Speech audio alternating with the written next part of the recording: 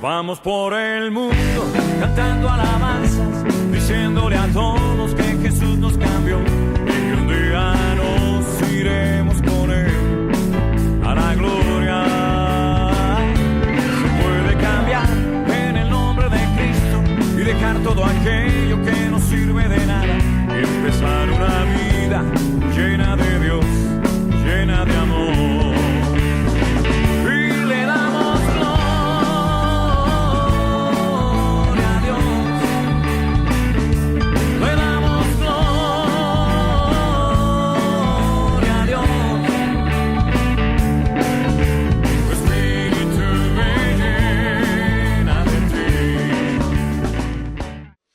¿Tienen su carpeta en esta mañana?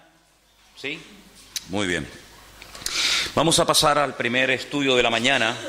Les recuerdo que a la tarde los grupos tendrán su tiempo de participación y el material que vamos a dar ahora, vamos a ir a las dos porciones que tenían que haber leído los jóvenes, que una estaba en el libro de Éxodo y la otra estaba en el libro de Deuteronomio, ¿sí? Empecemos primero por la del libro del Éxodo, que era Éxodo capítulo 17, Éxodo capítulo 17.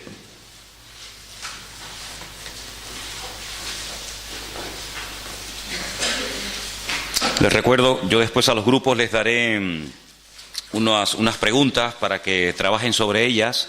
Y a la tarde, cuando les toque a las 4:15 compartir, pues ustedes sepan de qué es lo que tienen que hablar, ¿vale? Entonces nos vamos al libro de Éxodo, el capítulo 17, del versículo 8 en adelante, ¿sí? ¿Lo tienen? Entonces vino Amalec y peleó contra Israel en Refidim. Y dijo Moisés a Josué: escógenos varones y sal a pelear contra Amalec mañana. Yo estaré sobre la cumbre del collado y la vara de Dios en mi mano. Hizo Josué como le dijo Moisés, peleando contra Amalec, y Moisés y Aarón y Hur subieron a la cumbre del collado. Y sucedió que cuando alzaba Moisés su mano, Israel prevalecía, mas cuando él bajaba su mano, prevalecía Amalec. Y las manos de Moisés se cansaban, por lo que tomaron una piedra y la pusieron debajo de él, y se sentó sobre ella, y Aarón y Hur sostenían sus manos, el uno de un lado y el otro de otro. Así hubo en sus manos firmeza hasta que se puso el sol.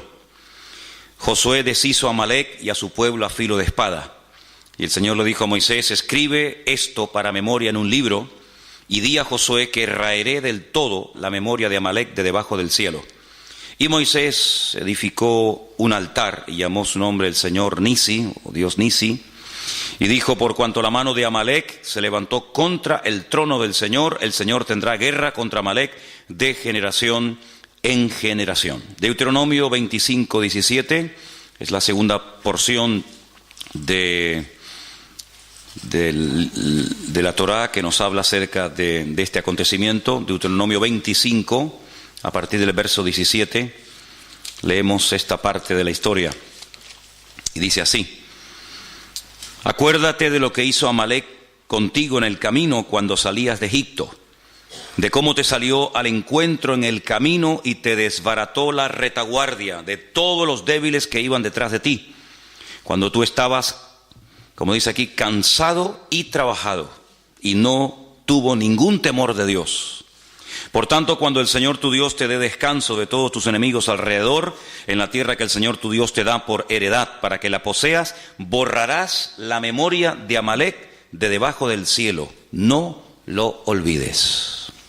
Si ustedes echan un vistazo a las primeras hojas del material, hay ahí unas palabras que yo he puesto que tienen que ver con el estudio y con el lema de este congreso, desenmascarando al enemigo. Y Vamos a leerlas porque creo que es bueno saber la definición de las palabras que estamos o vamos a utilizar durante estos días. La palabra desenmascarar tiene varios significados. Primero es quitar la máscara o el antifaz de alguien.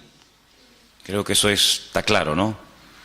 Descubrir la verdadera manera de ser de alguien, dando a conocer los verdaderos propósitos, objetivos o sentimientos que intenta esconder.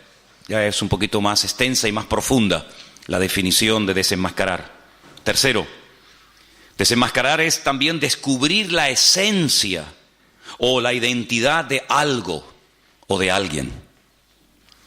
Cuarto lugar, desenmascarar también es hacer pública la realidad oculta de una persona o cosa, la realidad que está oculta.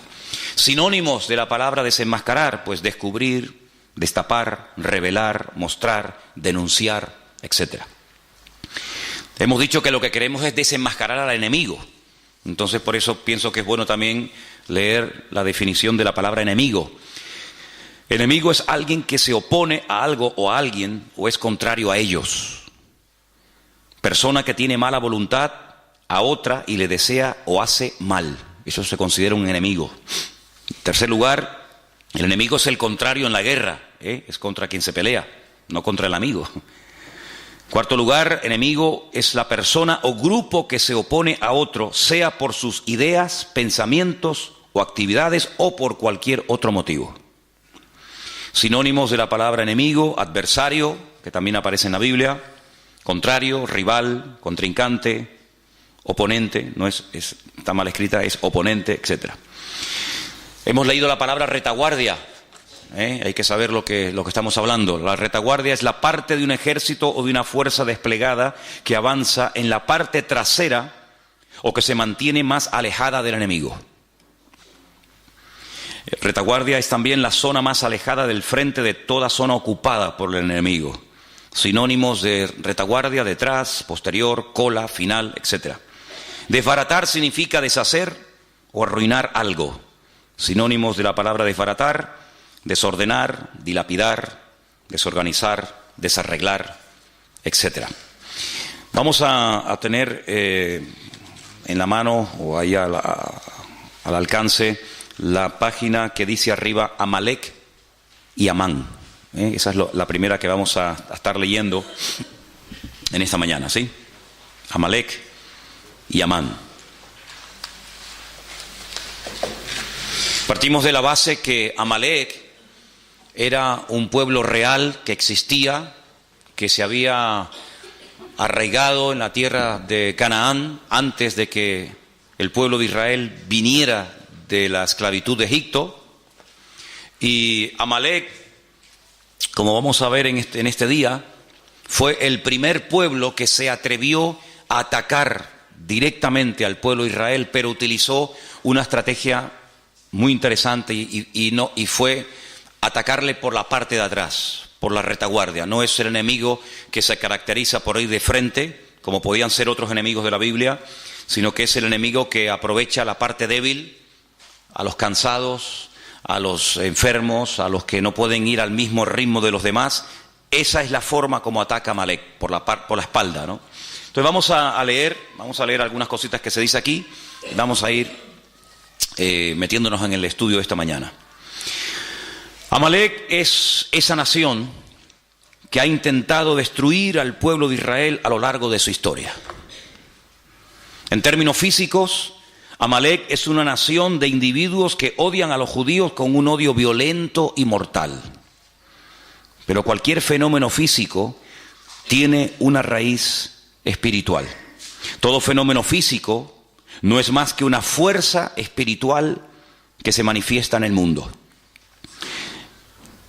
Hemos dicho en más de una ocasión que lo natural en muchas ocasiones es un reflejo de lo espiritual.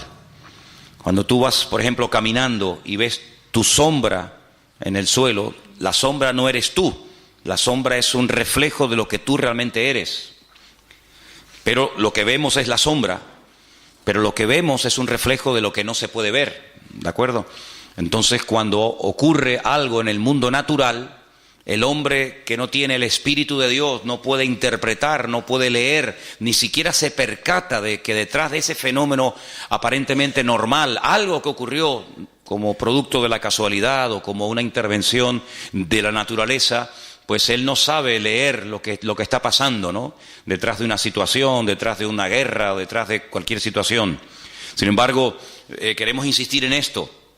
Para nosotros los creyentes, los acontecimientos aparentemente normales y naturales de la vida tienen una lectura diferente, una lectura, digamos, también de tipo espiritual, porque lo natural es un reflejo de lo espiritual.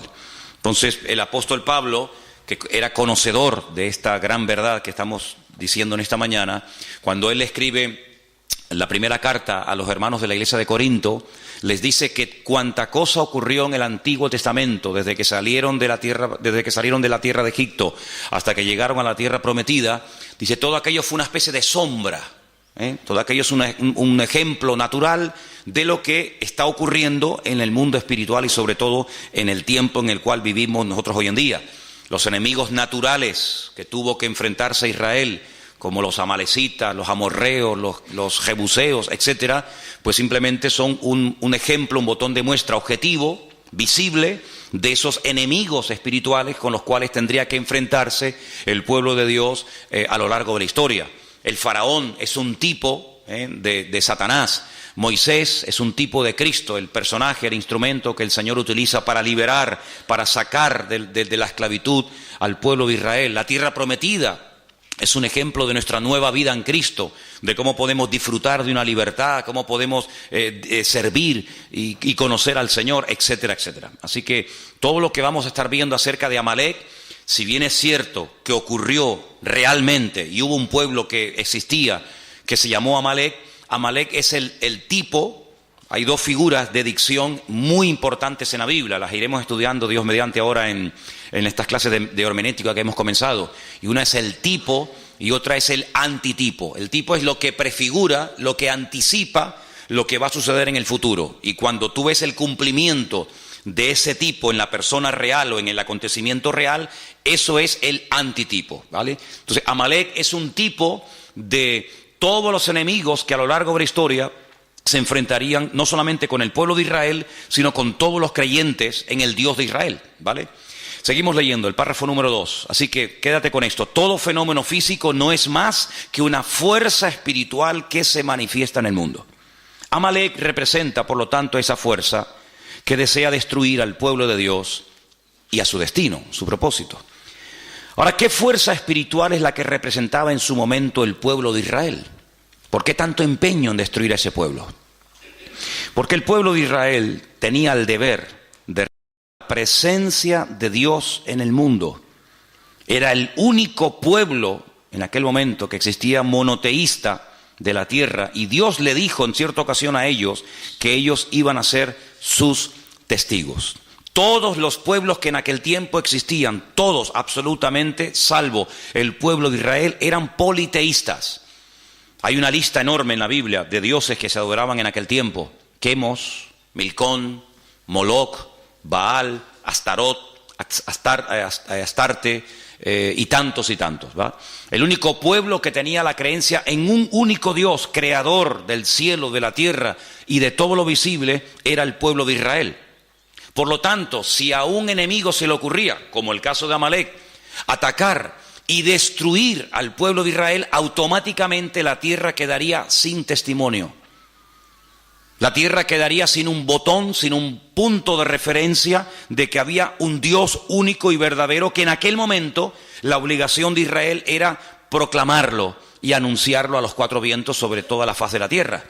Por lo tanto, cuando leemos, y lo hemos hecho en esta mañana, que Amalek realmente a quien ataca es al trono de Dios, pues uno puede darse cuenta de que el objetivo final de Amalek no solamente era destruir físicamente a una serie de personas llamadas en aquel tiempo el pueblo de Israel o judíos, sino que el objetivo de Amalek era que en la tierra no hubiera testimonio de que un día hubo un Dios que creó el cielo, la tierra, las naciones, los peces, al hombre, etcétera, etcétera, y por lo tanto es como si hubiera matado a Dios.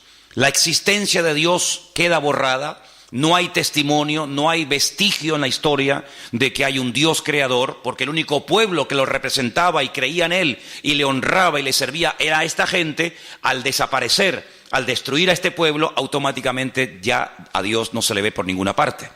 Entonces, por eso cuando leemos que Amalek se levanta contra el trono de Dios, la palabra, la expresión trono de Dios representa su soberanía, su dominio, su majestuosidad, su presencia, su existencia en el mundo. Eso es lo que significa el trono de Dios, ¿de acuerdo? Fijaros que, por ejemplo, antes de Amalek, Satanás, vamos a leer esas porciones también seguramente en esta mañana. Satanás, él lo que intenta es destronar a Dios. No solamente quitar a Dios de en medio, sino que no se hable de Dios, de su existencia, de su obra, y de esa manera, pues el mundo queda a la deriva, como un barco sin timón. No hay presencia de Dios, no hay testimonio de Dios, por lo tanto comamos y bebamos, que aquí no pasa nada. Ese es el objetivo de Amalek. Los testigos dan testimonio de aquello que no puede ser visto. Eso es un testigo, una persona que cuando algo ha ocurrido y ellos lo han podido ver, son llamados. Eso es fundamentalmente la función de un testigo. Si algo está presente o es evidente, son totalmente innecesarios los testigos. Esto es solo cuando la cosa o suceso no puede ser percibido directamente, entonces es cuando se llama a los testigos. ¿Usted estuvo allí? ¿Usted vio que él le atacó? ¿Y qué dijo? ¿Usted lo vio? ¿Y cómo fue? ¿Y cómo no fue? ¿Y cuántos eran? ¿Y a qué hora era más o menos? Eso es lo que hace un testigo. Si en lo que el testigo va a decir es evidente y es visible, la presencia de los testigos es totalmente innecesaria. Por lo tanto, como la presencia del Señor, la soberanía del Señor era un concepto abstracto, invisible, tenía que haber una presencia visible, en este caso era el pueblo de Israel, que diera testimonio de que cada vez que la gente levantaba la cabeza y veía un pájaro cruzar por el cielo, ese pájaro no salió de la nada, sino que detrás de ese pájaro hay un creador que lo diseñó, que lo formó y que ahí lo puso. Y detrás de esa estrella, y detrás del sol, y detrás de la luna, y cuando paseamos por el campo y vemos las flores y los animales, etcétera, etcétera, ellos eran los únicos testigos en aquel tiempo de todo esto. Por lo tanto, Amalek, su objetivo era borrar de la faz de la tierra todo vestigio y presencia de Dios. Por lo tanto, de la misma manera, la presencia de Dios no era percibida directamente en el mundo.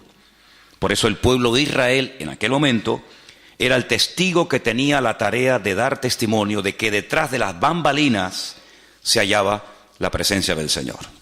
Si ellos callaban, automáticamente Dios quedaba mudo en el mundo. Digamos en cierto sentido que Israel en aquel momento era la boca de Dios, era el testigo de Dios que podía decirle al mundo que detrás de la creación había un creador y un diseñador.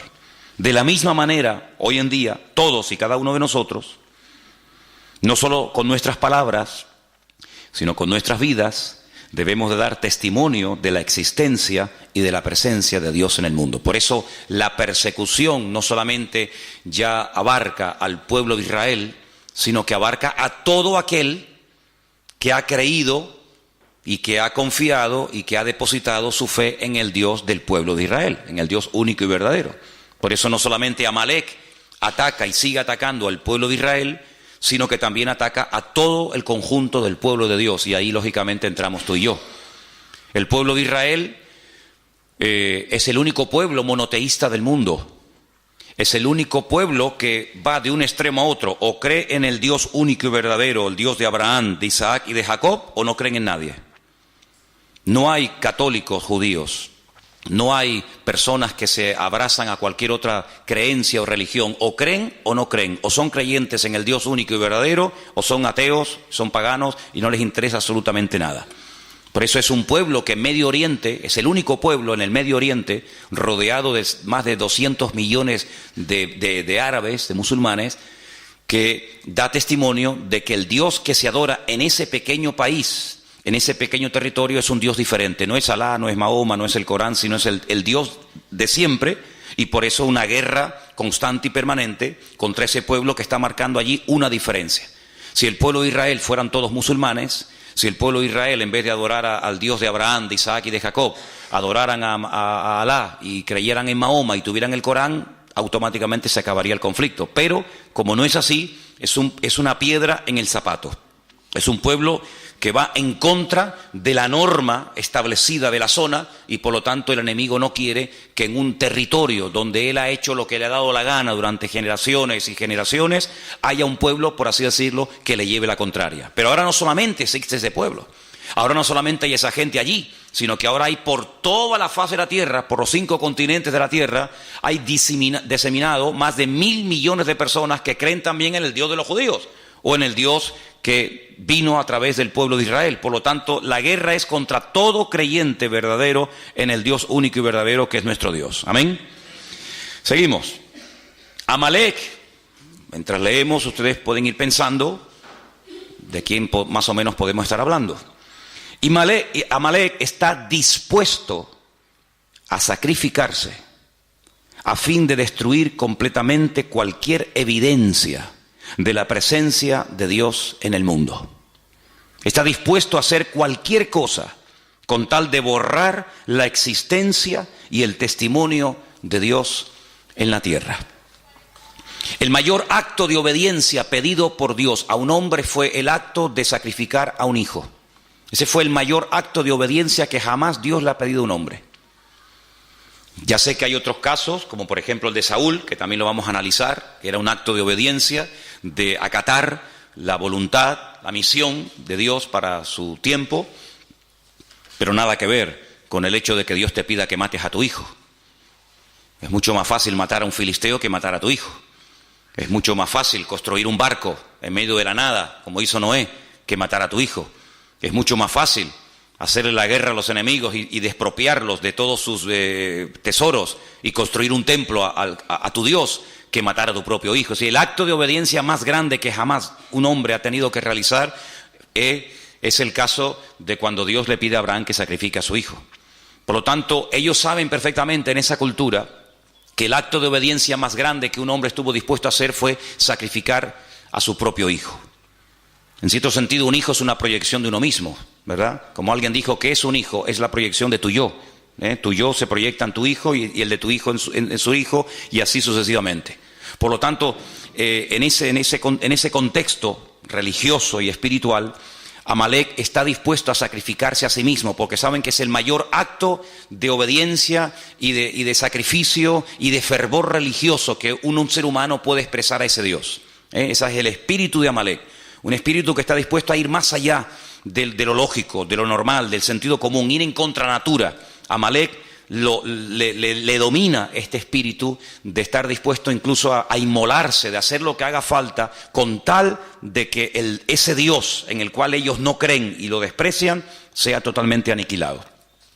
Está dispuesto, como hemos dicho, al sacrificio, está dispuesto a sacrificar todo, absolutamente todo, con tal de alcanzar esa meta. Por ejemplo, si ustedes van a la ciudad de Jenin, a la ciudad de Ramallah, a la Franja de Gaza y a otras poblaciones palestinas, las calles, las avenidas, los bulevares, los parques de esas ciudades tienen los nombres de todos aquellos, entre comillas, mártires que han dado su vida por la causa palestina. Es decir, cuando una persona va, por ejemplo, a Jerusalén o a cualquier otra ciudad de ese país y se inmola, o de cualquier otro país, el nombre de ese asesino, el nombre de ese criminal, pues automáticamente recibe pues un reconocimiento en la ciudad de donde ha nacido. Se le pone en la calle el nombre del mártir fulanito de tal. Increíble. Entonces está dispuesto a sacrificar todo lo que tiene con tal de llegar a esa meta. Amalek es la distancia, ahora entramos en otro concepto, es la distancia entre lo físico y lo espiritual.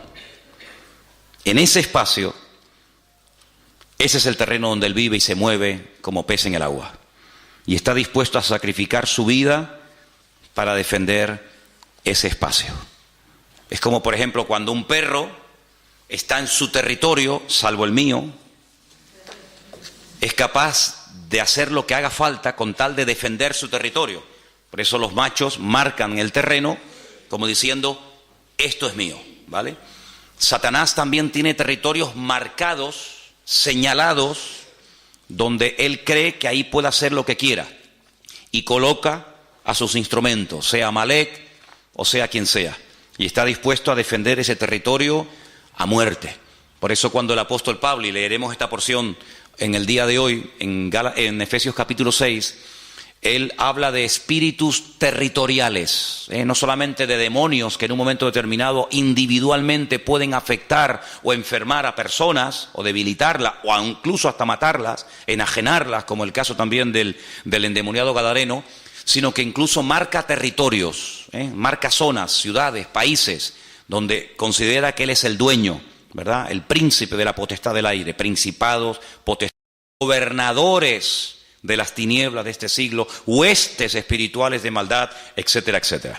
Entonces, en un sentido profundo, el significado de esta batalla entre Amalek y el pueblo de Dios es que ellos luchan contra Dios y contra su presencia en el mundo. Esta es la raíz de todas las batallas y de todas las guerras. Así de claro. Vamos a leer algunos versículos en esta mañana. Voy a pedir a algunos de ustedes que me ayuden. Por ejemplo, vamos a leer en 2 de Timoteo 4:7, 1 de Pedro 5:8. Entonces, leamos esos dos versículos antes de seguir adelante en esta mañana. Repito, 2 de Pedro 4:7, perdón, 2 de Timoteo 4:7 y también 1 de Pedro 5:8. ¿Quién tiene Timoteo? ¿Sí? Vamos. He peleado la buena batalla, he acabado la carrera, he guardado la fe. Pablo es el autor bíblico que más términos militares utiliza en sus cartas. Casco, espada, yelmo, guerra, soldados y cantidad de términos típica y puramente militares. Habla de guerras, habla de batallas, habla de enemigos. Y es que Pablo tenía una percepción del mundo espiritual muy clara, muy clara. Y por eso él dice al final de su carrera, al final de su ministerio, que él lo que realmente ha hecho a lo largo de su existencia es pelear la buena batalla. Si él no ha estado de rositas, él no ha estado de vacaciones, él no ha estado pegándose la gran vida, sino que él ha sido un guerrero. Él llegó incluso a decir, yo traigo en mi propio cuerpo, físicamente hablando, marcas de las pedradas, del martirio, de los zarpazos de los leones, de lanzas, en fin, de tantas y tantas cosas. Porque Pablo compara la batalla espiritual del creyente con una auténtica guerra. Y el campo de batalla nuestro hoy en día es el mundo. Y por eso el apóstol Pablo, cuando describe la realidad de la vida cristiana, la describe como una persona que está continuamente en guerra, como un soldado, y por eso utiliza los términos que acabo de mencionar, ¿no? El apóstol Pedro habla acerca de que tenemos todos un enemigo en común. Y ese enemigo lo compara a un animal. ¿Quién tiene, por favor, Primera de Pedro 5:8, Sonia? Dice, sed sobrios y velad, porque vuestro adversario el diablo, como león rugiente, anda alrededor buscando a quien devorar. Vuestro adversario es una realidad. Continuamente está dando vueltas y vueltas y vueltas, tratando de buscar a alguien y devorarlo, matarlo, destruirlo. No es que le va a hacer una caricia, no es que le va a venir a asustar, sino devorarlo, destruirlo completamente. Así como Amalek quería destruir completamente la presencia de Dios en el mundo, representada en aquel momento por el pueblo de Israel, hoy en día Satanás lo que quiere es que no haya testimonio en tu casa de la presencia de Dios, que no haya testimonio en tu barrio, que no haya testimonio en el mundo de que nosotros estamos hoy en día siendo testigos de Cristo, de su resurrección, de su muerte, de su venida, etcétera, etcétera. Si vamos a Efesios capítulo 6, en Efesios capítulo 6 el apóstol Pablo está preso en Roma. Él escribe desde la cárcel 4 cartas, se conocen como epístolas de prisión, y en Efesios, el capítulo 6, estando él preso en Roma, seguramente ya a punto de morir, escribe 4 cartas. Una de ellas es la carta a los Efesios, otras a los Filipenses, y en esta concretamente, en el capítulo 6, verso 10, el apóstol Pablo habla en estos términos clarísimos. Por lo demás, hermanos míos, fortaleceos en el Señor y en el poder de su fuerza. Vestíos de toda la armadura de Dios, para que podáis estar firme contra las acechanzas del diablo. Porque no tenemos lucha contra sangre y carne. Esa era la guerra que llevaban los romanos en el mundo, contra ejércitos, personas, seres humanos. Sino que nuestra lucha es, fíjense, contra principados, viene de príncipes. Hay príncipes en el mundo espiritual. En el mundo de las tinieblas hay gente que tiene el galón, que tiene ¿cómo es? El título de ser un príncipe, ¿sí? Como en el ejército hay generales y comandantes y tenientes y subtenientes y sargentos. En el mundo espiritual no todos los demonios, no todos los ángeles que cayeron el día de la rebelión de Satanás en la presencia del Señor, ¿verdad? Antes de la creación de Adán y Eva, no todos son iguales. Hay algunos que son auténticos príncipes y hay otros que son, como dice aquí, príncipes de las potestades contra gobernadores. Otros tienen, ¿verdad?, el rango de gobernador de Santa Cruz, gobernador de cualquier otro lugar, gobernadores de las tinieblas de este siglo, huestes espirituales de maldad en las regiones celestes. Y ante este panorama, ante esta descripción del mundo espiritual, que no es ciencia ficción ni mitología griega, sino es Biblia, ¿qué podemos hacer?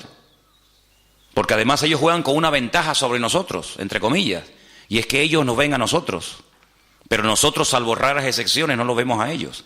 Entonces, defenderte contra un enemigo que ves, que sabes por dónde viene y por dónde va, pues no es tan complicado. Pero defenderte contra un enemigo que no sabes si está por detrás, por delante, arriba o abajo, pues es mucho más complicado, ¿vale? Entonces, fíjate aquí que el remedio para todo esto es el siguiente: pónganse toda la armadura de Dios, así de claro. Tomen toda la armadura de Dios. ¿Para qué? Para que podáis resistir en el día malo. En el día bueno no hay que resistir nada. En el día bueno lo que hay es que gozarse. Este es el día que creó el Señor. Gocémonos y alegrémonos en él, decía el salmista. Pero la armadura es para el día malo. Entonces, cuando resistas el día malo, podrás acabar todo y estar firme. Estad pues firmes, ceñidos vuestros lomos con la verdad, vestidos con la coraza de justicia. Era la parte del cuerpo del centurión romano que había que proteger tremendamente. ¿Por qué? Porque la coraza te protegía de los pulmones y el corazón, órganos vitales. Calzados los pies con el apresto del Evangelio de la paz. Napoleón decía que se puede ganar o perder una guerra según el calzado que uses. Es como un rally o como una carrera de motos, una carrera de Fórmula 1. Los expertos saben que el mejor coche del mundo, la mejor escudería del mundo, puede perder un mundial por haber escogido mal una rueda. Tenían que haber escogido un tipo de rueda blanda, dura, lo que sea, y se equivocaron y era el mejor coche, como el más poderoso, el más potente, el más cilindrada, pero escogieron mal. Entonces Napoleón decía que tenían que cuidar sumamente el calzado de los soldados romanos, en este caso de los soldados franceses, porque sabía que una guerra se puede perder con un mal calzado. Y el Señor dice que el mejor calzado que podemos utilizar es el apresto del Evangelio. Caminar guiados por la palabra de Dios. Lámparas a mis pies tu palabra, lumbrera mi camino. Sobre todo, todo esto es importante, pero sobre todo, dice aquí, tomad el escudo de la fe. Había dos tipos de escudo, uno que era redondo, que era cuando se estaba de guardia, y un escudo que era muy alto, que te llegaba casi desde la barbilla hasta los tobillos, y era el que se llevaba al combate. Entonces cuando lanzaban las flechas, se lo ponían así y se tapaban y las flechas golpeaban y no caían, ¿no? Él está describiendo un escudo redondo, tremendamente poderoso, que cuando veías venir un dardo de fuego, cuando veías venir una lanza o lo que sea, te cubrías y te protegía cualquier parte del cuerpo. Dice, sobre todo toma ese escudo, para que puedas apagar todos los dardos de fuego del maligno. Tomad el yelmo. El yelmo era como una especie del casco, lo que te protegía la cabeza, los pensamientos, el cerebro, de la salvación, la espada del Espíritu, que es la palabra de Dios. Y algunos dicen, bueno, ya se acaba la armadura. No, hay un elemento abstracto, pero que forma parte vital de la armadura. Lo que le da consistencia a la armadura es el verso 18.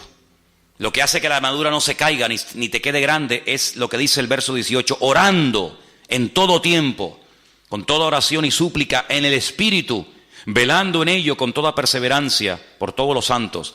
Y Pablo era una persona muy preparada, muy competente, con un conocimiento alucinante del Señor, tanto teórico como práctico, pero él sabía que sin el respaldo de la oración no podía ir ni de aquí a la esquina, porque él llegó a decir que no tenemos que ignorar las maquinaciones del enemigo. Él fue el que dijo aquella frase que todos conocemos, ¿no?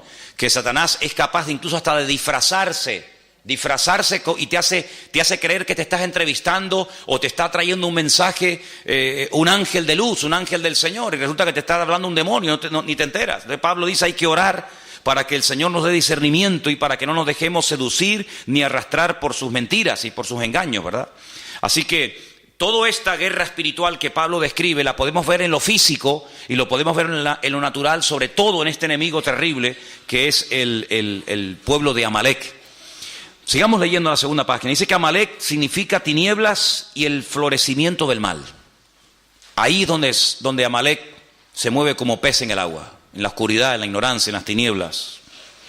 El fin de Amalek significa la destrucción del abismo, del distanciamiento entre Dios y el mundo, pero también la restauración de la cercanía que revela la presencia y la obra de Dios por medio de Cristo en el mundo. Mientras estemos en esta vida, estaremos en guerra. Mientras estemos vivos, tenemos que estar velando y orando, como se decía en esta mañana, porque no estamos aquí de paseo, sino estamos aquí para dar testimonio, estamos aquí para hacer luz, para marcar una diferencia, y Satanás va a hacer todo lo posible por evitar que nosotros cumplamos con nuestro objetivo. Ahora, volvamos a la porción de Éxodo en esta mañana, porque una de las cosas que tenemos que tener presente en nuestra vida cuando estudiamos un pasaje es ver de dónde viene esa historia, cuáles son los capítulos anteriores. Y vamos, por ejemplo, estamos en Éxodo, ¿verdad? Vamos al capítulo 15. En Éxodo capítulo 15, ustedes se van a dar cuenta de que uno de los problemas que generalmente, de vez en cuando, Israel tenía era falta de agua. Ellos estaban en pleno desierto. El agua en el desierto es oro. Por lo tanto, cuando faltaba el agua, el problema era terrible. El estado de ánimo de la gente cambiaba.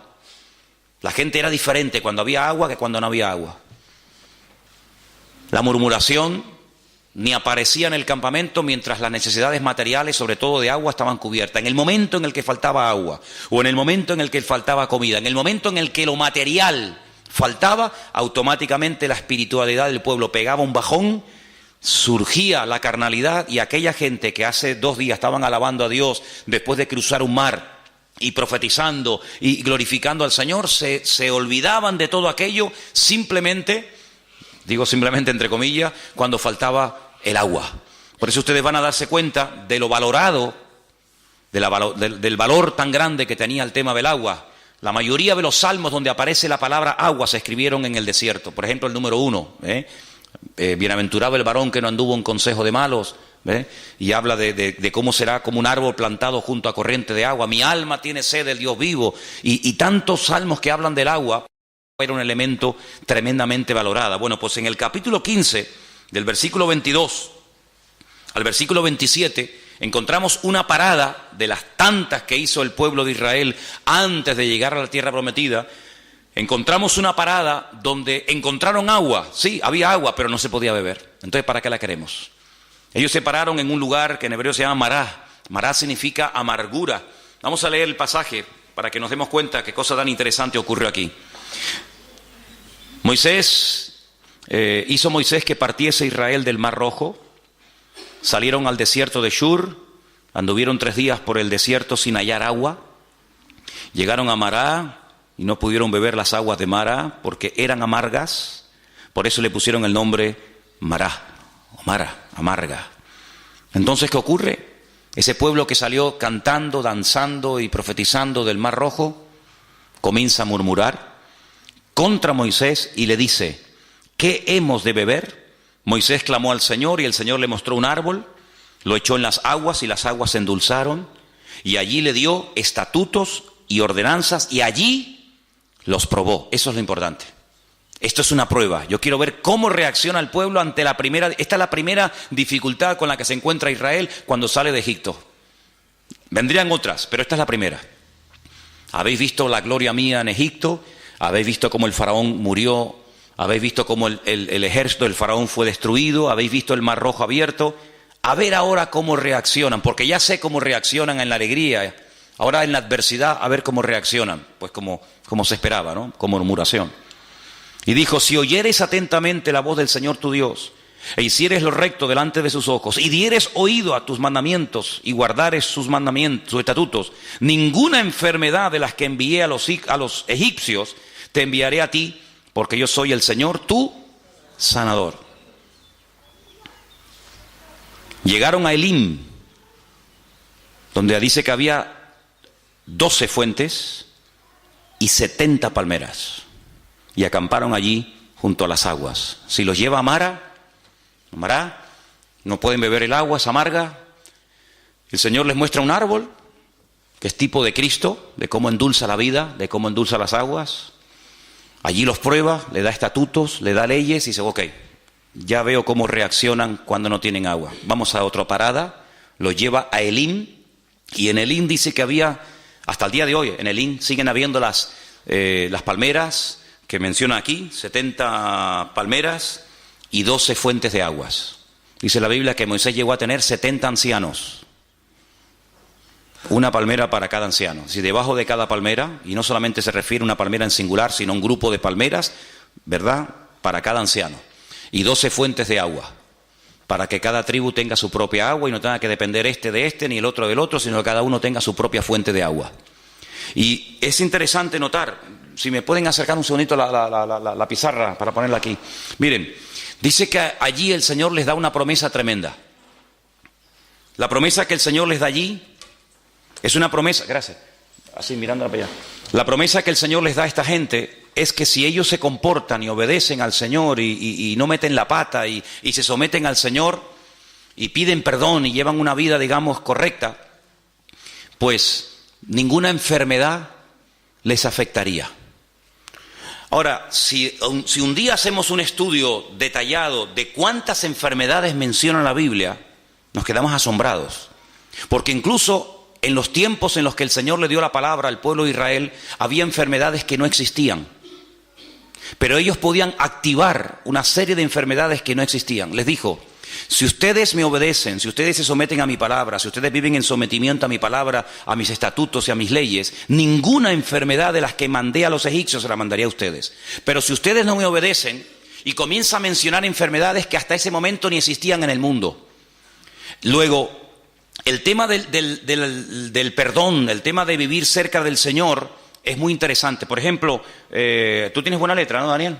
Pon la palabra Mejilá. Apunten ahí si quieren esto. La palabra Mejilá, con J. La palabra Mejilá significa perdón, en hebreo, perdón. Eso es.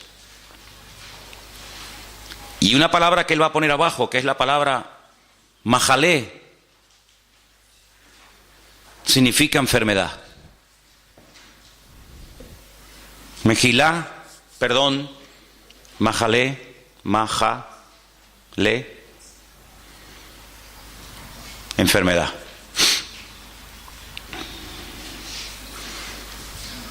Ahora, estas dos palabras que ustedes tienen ahí, Mejilá y Majalé, en hebreo se escriben sin vocales. Se escribiría una M, una J y una L, porque no hay vocales en hebreo. Es decir, que la misma palabra se puede leer como Mejilá o se puede leer como Majalé. ¿Qué nos está diciendo el Señor? ¿Qué le estaba diciendo al Señor a su pueblo en Mará? Si ustedes me obedecen, si ustedes se someten a mis estatutos y a mis leyes, si ustedes realmente viven una vida de perdón, ninguna enfermedad les afectará a ustedes. Hay un antídoto divino y sobrenatural contra la enfermedad, y es vivir sometido a la voluntad de Dios. El otro día leí un artículo tremendamente interesante. ¿De qué muere la gente en Israel? Se llamaba así el artículo. ¿De qué mueren los judíos? Claro, por supuesto, lógicamente hay también enfermedades como en cualquier parte del mundo. Pero más del 88% de la gente en Israel, ¿sabéis de qué muere? De viejos. Como dijo el médico cuando murió mi abuelo, se le acabó la pila. Se le acabó la pila. Tenía una pila alcalina alucinante, ¿no? Se le acabó la pila. Es decir, que hay enfermedades que están relacionadas muy directamente con la actitud espiritual con la que tú vives. De hecho, en el libro de Proverbios, no es el tema, ¿no? Pero en el libro de Proverbios hay enfermedades que tienen que ver, por ejemplo, con los huesos, que tienen que ver mucho con el perdón. La persona rencorosa, la persona que odia, la persona que no quiere perdonar, la persona que tiene esa herida contra el padre, contra la madre, contra el abuelo, contra el marido, contra lo que sea, dice que termina secándose los huesos. ¿Qué es secarse los huesos? Que los huesos pierden su función, que terminas oxidándote, porque la enfermedad está directamente relacionada, no en todos los casos, pero en muchos casos la enfermedad está directamente relacionada con el perdón y el perdón con la enfermedad. Donde hay perdón, hay una salud emocional que afecta positivamente tu salud física, y por el contrario exactamente igual. Entonces allí el Señor les dijo al pueblo, mira, ninguna enfermedad les afectará, pero allí el Señor se declara, se da a conocer como Yahweh Rafá, dice aquí como Jehová tu sanador. Pero si no me va a afectar ninguna enfermedad, ¿para qué quiero tener un sanador? Porque si no voy a estar nunca enfermo, ¿para qué quiero tener un Dios que me sana? Porque yo sé que ustedes no me van a obedecer. Y como sé que no me van a obedecer, te digo de antemano que cuando te enfermes, cuenta conmigo que yo te sano. ¿Qué te parece? Podía haber dicho, ninguna enfermedad de las de Egipto les va a afectar a ustedes. Punto, ahí se acaba el pasaje. Pero añade, porque yo soy el Señor tu sanador. Pero si no estoy enfermo, ¿para qué quiero que me sanes? Es que yo sé que tú te vas a caer en enfermedad, porque vas a hacer todo lo contrario a lo que yo te estoy enseñando en este lugar. Nuestra vida delante del Señor tiene un valor incalculable. El Señor dio su vida por todos y por cada uno de nosotros. El Señor está muy en serio, se ha tomado muy en serio, sinceramente, nuestras vidas. De hecho, hasta el día de hoy yo creo que no tenemos ninguna queja, no hay ninguna objeción, no hay nada que podamos decir, mira, el Señor me ha fallado en esto y en esto. El Señor no nos ha fallado absolutamente en nada, ¿no? Pero si hay algo en tu vida que no está bien, algún pecado oculto, alguna actitud que no es bíblica, que no es correcta delante de Dios, y termina este retiro, y mañana domingo no, porque hay culto, pero el lunes de la semana que viene, vuelves otra vez a los mismos hábitos, a la misma historia, pues es como si hubieras perdido el tiempo. Yo creo que hemos hecho un alto en el camino, mientras el mundo está ahí con sus desmadres y con sus historias y con sus rollos. Nosotros hemos decidido un poco separarnos, aislarnos, venirnos a este lugar y no solamente escuchar palabras, no solamente tomar apuntes y cantar y estar un rato entretenidos, sino que la idea un poco ha sido y es el aislarnos de todo ese ambiente y plantearnos delante del Señor. Le voy a dar importancia a lo que el Señor le da importancia a mi vida. Hemos hablado mucho acerca de Amalek, de cómo ataca, de cómo se mueve, de cómo podemos en un momento determinado abrir una brecha, abrir una puerta para que el enemigo tome el lugar. Y todo eso, hermanos, todo eso tiene que producir un efecto en nuestra vida, ¿no? El otro día leí una historia o una anécdota que decía que si tenemos, por ejemplo, un pedazo de barro, de plastilina o de algo en lo cual se puede hacer una marca y cogemos un anillo y hacemos una marca, efectivamente el anillo deja una marca en esa plastilina o en esa arcilla, pero no lo cambia, no lo transforma, no deja la esencia del anillo en ese material. Y lo que no puede ser es que en nuestra vida el Señor venga, nos hable, nos confronte, nos exhorte, nos enseñe, nos empuje, etcétera, pero que después volvamos otra vez a lo mismo, ¿no? Yo pienso que sería una pérdida de tiempo y una auténtica desgracia el hecho de saber lo que el Señor quiere de mi vida y no hacerlo, ¿no? Y bueno, en estos días hemos estado hablando mucho acerca de un personaje llamado Amalek, que como hemos dicho ya en más de una ocasión en estos días fue un personaje real, Era una tribu, digamos, de salvajes que vivían en la parte sur de Israel, ya lindando con la parte del desierto, llegando casi a la península del Sinaí. Y fue el primer enemigo, el primer pueblo que sin previo aviso y sin ser atacado previamente, él ataca al pueblo de Israel, que viene de una esclavitud de muchos siglos, casi 4 siglos, y desarrolla una estrategia diferente, porque generalmente los ejércitos en aquella época luchaban cuerpo a cuerpo, se veían las caras. Sin embargo, Amalek tiene la osadía, dice que no tuvo temor de Dios. Es una expresión típica de cuando tratamos el tema de Amalek. Dice que no tuvo temor de Dios. Ellos sabían quién era esa gente, ellos sabían de dónde habían venido, ellos habían oído los milagros impresionantes, únicos e irrepetibles que Dios había hecho por ese pueblo. Y dice que al no tener ningún temor de Dios, no tener en consideración lo que Dios había hecho por ellos, ya te digo, sin previo aviso hacen así y les atacamos, ¿no? Pero son tan cobardes en su ataque que dice que no van de frente, sino que le atacan por la retaguardia. Es decir, le atacan por la parte de atrás y desbaratan la retaguardia, y dice que en la parte de atrás, dice la Escritura, que iban los cansados, los débiles, las personas que no podían ir al ritmo de los que iban en cabeza. Y entonces, cuando se dieron cuenta, Amalek se había introducido dentro del pueblo y decían, pero ¿dónde está el enemigo? Si no lo vemos, ¿no? Está detrás, ahí está matando a mujeres y a niños y a los pobrecitos que no tienen fuerza, ¿no? Y dijimos que Amalek en cierto sentido, pues representa un tipo de estrategia diabólica, un tipo de estrategia satánica que consiste en muchas cosas, ¿no? Hemos visto que en el libro del Génesis, aunque uno diga, no me digas, bueno, pues en el libro del Génesis, sabiendo buscar entre las páginas en su texto original, vemos que aparece uno de los nombres de los personajes que también se ha hablado en estos días aquí, y es el de Amán, el famoso Amán, el terrible Amán, el que aparece en el libro de Esther, ¿verdad? Aquel que odiaba a Mardoqueo, a Mordejai, y preparó una horca para matar, según él, a su peor enemigo, y resulta que él no sabía que estaba preparando su propia horca, ¿no? Las vueltas que da la vida.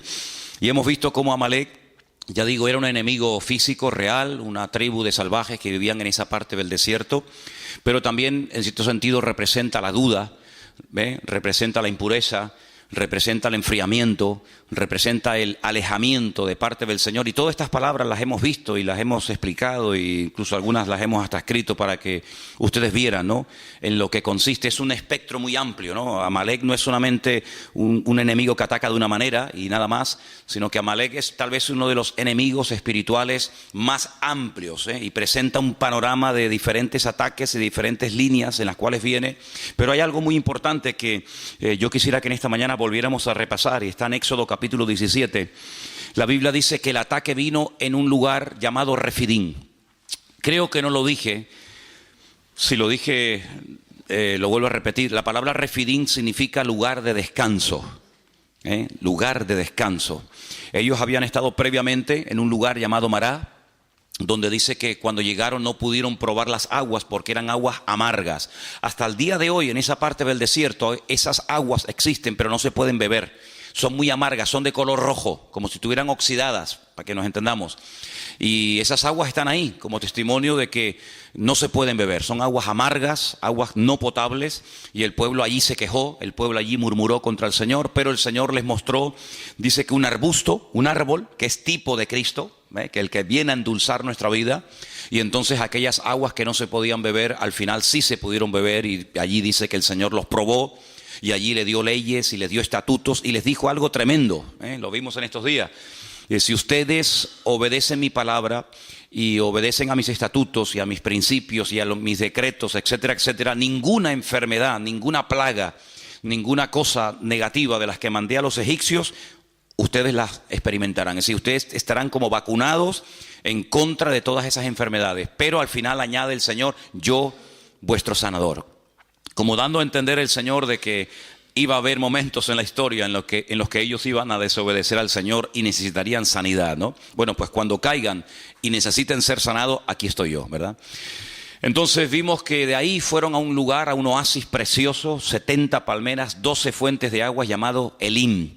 Y allí estaban a gusto, allí no les faltaba de nada, ahí tenían sombra, tenían agua, ahí estaban muy cómodos, pero sin embargo el Señor dice, bueno, el tiempo de estancia aquí se ha terminado. Quiero que sepan que el Señor podía haber llevado en línea recta, que es la forma más rápida de llegar a un sitio, ¿no? En línea recta.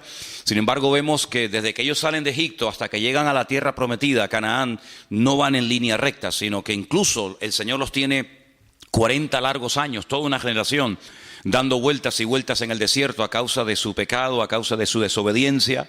Vemos que la voluntad de Dios era que hacía 40 años entraran, pero no entraron, porque hay un momento que no lo hemos dicho en estos días, pero creo que es clave y es muy importante, en el que el pueblo le dice a Moisés, ¿por qué no mandas espías? ¿Por qué no mandas a personas para que reconozcan la tierra y nos digan cómo es? ¿Qué más da cómo es? Si esa es la tierra que el Señor quiere que conquistemos, ¿qué más da? Si es grande, si es pequeña, si tiene montañas, si no tiene montañas, ¿qué más da? Esa es la tierra que es nuestra y punto, ¿no? Pero ellos mandaron, según la versión que tenemos generalmente todos nosotros, espías.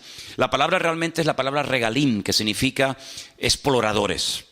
Hay una gran diferencia, ya lo dijimos en su momento, hay una gran diferencia entre un espía y un explorador. El espía entra camufladamente, no quiere que nadie lo vea, quiere pasar desapercibido, va a espiar, va a observar cuáles son los puntos débiles del enemigo y luego informar a sus tropas para saber cómo atacar. El explorador va a cara descubierta, el explorador no importa que lo observen, el explorador va como una especie de turista, ¿verdad? Y así fueron, dice la Biblia, que estos exploradores, porque es la palabra que emplea el texto original, exploradores, exploraron la tierra, estuvieron 40 días, estuvieron por todo el país, desde el norte hasta el sur, este a oeste. Y entonces cuando ellos regresan, el pueblo está expectante, diciendo, bueno, a ver, ¿cómo es? ¿Cómo es esa tierra? ¿Cómo es el país? Y ellos dicen, bueno, la tierra es buena, la tierra es hermosa, pero es imposible de conquistar. ¿Cómo que? Sí, es imposible, porque resulta que las ciudades están amuralladas y tienen murallas tan enormes que llegan hasta el cielo, cual es falso, y la tierra traga a sus moradores, y la gente son gigantes, y nosotros los veíamos a ellos y nos comparábamos con ellos y parecíamos nosotros como langostas, y dan un informe tan pésimo, un informe tan negativo que dice que toda la santa noche el pueblo de Israel en sus tiendas estuvo llora que te llora, y incluso pensaron en matar a pedradas a Moisés y decir volvamos a Egipto porque esto es un disparate, esto es una locura, hemos venido aquí para nada, y al final, bueno, el Señor dice en la Biblia que esa noche se apesadumbró, y esa noche fue cuando Dios hizo un decreto que hasta el día de hoy está en vigor, un decreto terrible. Ese día, según el calendario bíblico, era el 9 de Av, el 9 del mes Av, Y ese día fue un día que no van a olvidar en su vida el pueblo de Israel, porque todas las peores desgracias de la historia de ese pueblo, todas han ocurrido siempre el 9 de Av. El día que los reyes católicos en España firmaron el decreto de expulsión de los judíos, curiosamente, ¿no? Aunque vemos en el libro de Esther que no hay casualidades, fue el día 9 de Av. Cuando se firmó la solución final de la Segunda Guerra Mundial fue el 9 de Av. Cuando se destruyó el primer templo de Jerusalén antes de Cristo fue el 9 de Av. Cuando se destruyó el segundo templo 70 años después de Cristo fue el 9 de Av. Y podríamos dar una lista de 100 y pico acontecimientos terribles para que ellos recordaran toda su vida que llorasteis sin motivo. Yo les voy a dar ahora motivos para que lloren ahora por desgracias que ustedes mismos han provocado, ¿no? Y ese día Dios decretó que no iban a entrar. Ese día el Señor dijo, vais a estar un año por día. Si 40 días visteis la tierra, desechasteis la tierra, os habéis quejado, no os gusta lo que yo tengo preparado para vosotros, muy bien, pues venga al desierto a dar vueltas. En vez de 40 días, 40 años. Y todos aquellos de 20 años para arriba que salieron de Egipto, que vieron la gloria del Señor, que vieron milagros tremendos, dice que ninguno de ellos iba a entrar salvo dos, Josué y Caleb, que también fueron dentro de ese grupo de los 12 exploradores, pero ellos no se quejaron. Dice, por ejemplo, que Caleb fue hacia una región donde estaban enterrados los patriarcas, la ciudad de Hebrón. En aquel tiempo se llamaba Kiriat Arba. Kiriat significa pueblo, Arba significa cuatro. El pueblo de los cuatro gigantes o de los cuatro principales. Y es que en aquel lugar hay una cueva que compró Abraham en su día, y se llama la famosa cueva de Macpela. Macpela significa la cueva de las parejas, Está en la ciudad de Hebrón. Allí está enterrado Abraham con su esposa Sara. Allí está enterrado Isaac con su esposa Rebeca, y ahí está enterrado también Jacob con su esposa con su esposa Lea. Raquel no, porque murió por el camino y no está allí enterrada. Y hay una tradición judía que dice que también allí está enterrado Adán y Eva. Pero bueno, eso ya es harina de otro costal. La cuestión está en que cuando Caleb vuelve al pueblo, dice, efectivamente, las murallas son muy altas, pero eso no es una mala señal. Si todo es como se mire. Alguien dijo, el vaso está medio lleno o medio vacío. ¿Sabéis por qué las ciudades están tan amuralladas? Porque nos tienen miedo. Porque si no nos tuviera miedo, vivirían sin murallas, vivirían sin protección, vivirían sin torres de vigilancia. Pero como nos tienen miedo, han construido enormes murallas porque nos tienen miedo. Así que no se lo tomen por lo negativo, sino tómense lo positivo, ¿vale? El hecho de que ellos parezcan gigantes no es verdad, no es que sean gigantes, sino que tú, al tener una declaración de fe tan pobre y tan miserable, te ves con una bajoestima tan terrible que le das al enemigo una fuerza que no tiene. Y vemos que, por ejemplo, allí en Refidín fue donde fueron atacados porque la forma de hablar como que le dio alas, como que le dio pie al enemigo. Ahí fue allí cuando el Señor suple el agua de una forma milagrosa, pero hay un momento en el que ellos dicen, ¿pero Dios está o no está con nosotros? Si ustedes pueden, por ejemplo, leer en el capítulo 17 de Éxodo, versículo 7, dice, ¿está Dios o no está Dios con nosotros? Eso es una queja, eso es una duda, eso es poner en tela de juicio la credibilidad de Dios. El Señor le dijo, yo les voy a acompañar, no se preocupen, yo voy delante de ustedes, nadie les podrá hacer frente, a todo lugar donde vayan, mi gloria, mi presencia, yo iré con ustedes. Pero ahora dicen, ¿pero está o no está Dios? ¿Cómo que no está? Estamos dudando de la palabra de Dios, y entonces allí es donde el enemigo les ataca sin previo aviso, como les acabo de decir, y es que nuestra forma de hablar, ¿sabes?, o frena al enemigo o le da posibilidad, le da alas al enemigo para poder atacarnos. Yo decía en estos días que Dios nos va a guiar según tú has decidido ya la forma como Dios quiere que te guíes. En otras palabras, si escoges el camino de la duda y de la queja, del lamento, no te preocupes, que tendrás muchos motivos para lamentarte en el 2016. Pero si coges el camino del servicio, de agradar a Dios, no te preocupes, como dice la Biblia, porque esa es la promesa, todo te irá bien. Irás de victoria en victoria y de gloria en gloria y de triunfo en triunfo. Pero tú decides la forma como tú vas a dejar que el pastor de los pastores, el Señor Jesucristo, pastoree tu vida. Así que allí Amalek les ataca, y les ataca por la parte de atrás, donde dice que estaban los cansados, los trabajados, como dice la Biblia, los débiles. Y hay una traducción, una posible traducción que también se le podía haber dado a estos dos términos hebreos, y es a los que tenían miedo del futuro. Y tal vez dice, bueno, yo no estoy cansado, yo no estoy trabajado, yo no estoy extenuado, yo no estoy asfixiado, pero tengo ciertos temores. ¿Conseguiré trabajo? ¿No conseguiré trabajo? ¿Saldré de la crisis? ¿No saldremos de la crisis? ¿Qué pasará con el futuro de España? Esa actitud es una actitud que le da alas al enemigo, porque el pueblo de Dios tiene que hablar en fe y vivir en fe. Y hasta que no cambiemos nuestra forma de hablar, no vamos a poder cambiar nuestra forma de vivir. Y hasta que no cambiemos nuestra forma de vivir, no vamos a poder ver cosas grandes y maravillosas en nuestra vida. Albert Einstein dijo en cierta ocasión algo tremendo, y él dijo, si estamos continuamente haciendo lo mismo, no vamos a poder ver cambios y cosas diferentes. Si seguimos hablando igual, orando igual, creyendo igual, comportándonos igual, no vamos a ver cosas diferentes en nuestra vida. Por lo tanto, nuestra forma de hablar es un imán que atrae la bendición de Dios o que la aleja y que la espanta. Entonces, aquellos espías, aquellos exploradores, cuando volvieron, dijeron, sí, la tierra es buena, la tierra es maravillosa, pero vamos a ver, ¿es buena o no es buena? ¿Es la tierra que el Señor nos ha dado o no es la tierra que el Señor nos ha dado? Fíjate que dice que entre dos hombres, eso es algo increíble, pero es real. Entre dos personas tuvieron que ayudarse el uno al otro para poder traer un racimo de uvas. ¿Y cuánto pesaba cada uva? Serían así como se las coge Trotsky y las revienta todas, ¿no? Dos hombres para coger un racimo de uvas. Muchacho, pero con cada uva hacías así, y te hacías un litro ahí de zumo, ¿no? Algo increíble. Y se dieron cuenta de que la tierra era impresionante, la tierra era rica, era fértil. Pero había condiciones que ellos tenían que tener en cuenta.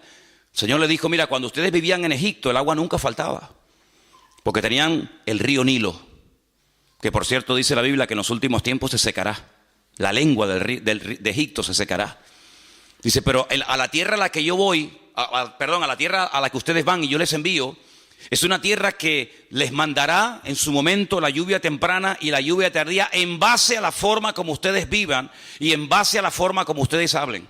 Si ustedes hablan mal, si ustedes se quejan, si ustedes se apartan de mis caminos, si ustedes se enfrían, si ustedes comienzan a adorar a otros dioses, olvídense, aquí no va a llover, aquí no hay río, aquí no es como Egipto, que movías una piedra y salía el agua por las tajeas, sino que aquí es una dependencia diaria y permanente de parte del Señor. Si hablan bien, si hay victoria, si hay bendición, la lluvia cae. Pero si ustedes, por la forma de hablar, pueden llegar a cerrar el cielo, y dice la Biblia, el cielo se volverá como si fuera de bronce. Y por eso dice la palabra que hasta para la lluvia tendría que depender de la forma de hablar. Y estamos viviendo en unos tiempos en los que es muy importante cómo hablamos y cómo actuamos y cómo vivimos y cómo reaccionamos, porque lo que no podemos hacer es reaccionar, pensar y hablar y vivir como actúa la gente del mundo. Nosotros vivimos en este mundo, pero no somos de este mundo. Nuestra mirada está puesta en un Dios poderoso, en unas promesas que son sí y amén en Cristo Jesús. Y no podemos bajo ningún concepto entrar en desánimo, en derrota, en murmuraciones y en quejas, porque eso le da alas al enemigo, y a quien tenemos que darle alas es a nuestro Dios. ¿Cuántos dicen amén? Así que en esta historia hay un momento en el que vemos que este conflicto es diferente. Este conflicto no es una guerra simplemente de 1000 contra 5000 o hombres contra hombres, sino que aquí hay un factor espiritual muy importante. Y vamos a leerlo en Éxodo capítulo 17 otra vez, por favor, a partir del versículo 8. Éxodo capítulo 17, hay un momento en el que Moisés dice: mira, yo voy a subir al monte a orar, y tú tienes que salir a pelear contra este enemigo en lo natural, y yo pelearé contra las fuerzas que lo ungen y que lo respaldan y lo apoyan en lo espiritual. Y dice la palabra que suba a lo alto de un monte. Vamos a leerlo. Entonces vino Amalek y peleó contra Israel en Refidim, versículo 8. Y dijo Moisés a Josué: escógenos varones y sal a pelear contra Amalek mañana, porque yo estaré sobre la cumbre del collado y la vara de Dios en mi mano. Hizo Josué como le dijo Moisés, peleando contra Amalek, y Moisés y Aarón y Hur subieron a la cumbre del collado. Y sucedía que cuando alzaba Moisés su mano, Israel prevalecía. Mas cuando él bajaba su mano, prevalecía Amalek. Las manos de Moisés, lógicamente, se cansaron, por lo que tomaron una piedra, la pusieron debajo de él, él se sentó sobre ella, y Aarón y Hur sostenían sus manos, el uno a un lado y el otro a otro. Y así hubo en sus manos, dice aquí, firmeza. El texto original dice hubo emuná, hubo fe. Hasta que se puso el sol. Dije el otro día que gracias a estos dos hombres, Aarón, que es muy conocido porque es el hermano carnal de Moisés, y gracias a Hur, Moisés tuvo firmeza, Moisés tuvo la capacidad, la constancia de poder tener sus manos levantadas por encima de su cabeza y ver una aplastante victoria sobre el enemigo. Pero ¿quién era este Hur? No lo dijimos, pero vamos a decirlo ahora. Hay varios versículos que quería compartir con ustedes. Seguimos en Éxodo, capítulo 24, verso 14. Éxodo 24, 14. No sé si hay algún hermano que por ahí tenga su Biblia a mano y lo quiera leer. Y también que otra persona tenga preparado el 31, versículo 2. Repito, Éxodo 24, 14. Y otra persona, Éxodo 31, 2. ¿Quién tiene el Éxodo 24?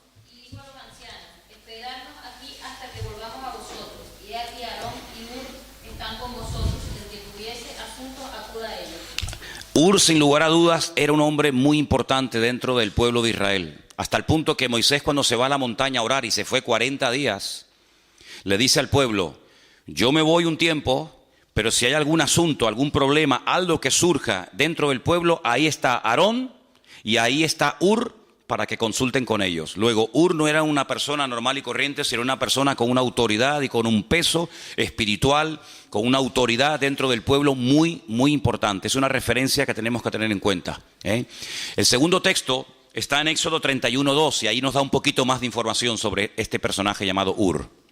¿Quién lo tiene? Mira, yo he llamado por nombre a Besaleel, hijo de Uri, hijo de Hur, de la tribu de Judá. Ok, este hombre era de la tribu de Judá, y el nieto de Hur fue la persona que el Señor capacitó y usó para la construcción y el diseño del tabernáculo en el tiempo en el que el pueblo de Israel estaba peregrinando. Hay algunos comentarios que dicen, y la mayoría de ellos afirman que es así, que Hur era el esposo de Miriam o de María. Saben que eran 3 hermanos, Moisés, Aarón y Miriam o María, y el marido de María atribuyen que sea Hur, ¿vale? Hay otro texto más, y está en Primera de Crónicas 2, 18 y 19, y es el último texto referente a Hur que vamos a leer. Primera de Crónicas 2, 18 y 19. ¿Los están poniendo ahí? Qué bueno. Es que no tengo ojo por la espalda de momento. A ver, ¿quién los tiene, por favor? O si lo queréis leer ahí directamente. Leerlo todos, ahí lo tenéis.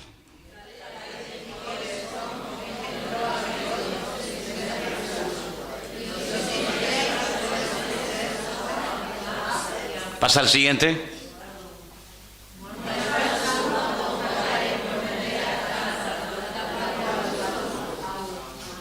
Ok, hay 2 Caleb, hay 2 personajes en la Biblia que tienen el mismo nombre. Caleb, aquel que conquistó con Josué parte de la tierra prometida, ese no es el Caleb padre de Hur. Y otro Caleb que es el famoso padre de Hur. Es decir, esta persona era una persona con influencia, era una persona con autoridad, era una persona con peso. Y esta persona, junto con el hermano de Moisés, suben a lo alto de esa montaña y le sostienen las manos mientras Moisés se sienta y está orando. Sí, aquí vemos cómo aprendieron a trabajar en equipo, cómo aprendieron a colaborar. Ese famoso salmo que se dice tantas y tantas veces: mirad cuán bueno y cuán delicioso es, ¿qué?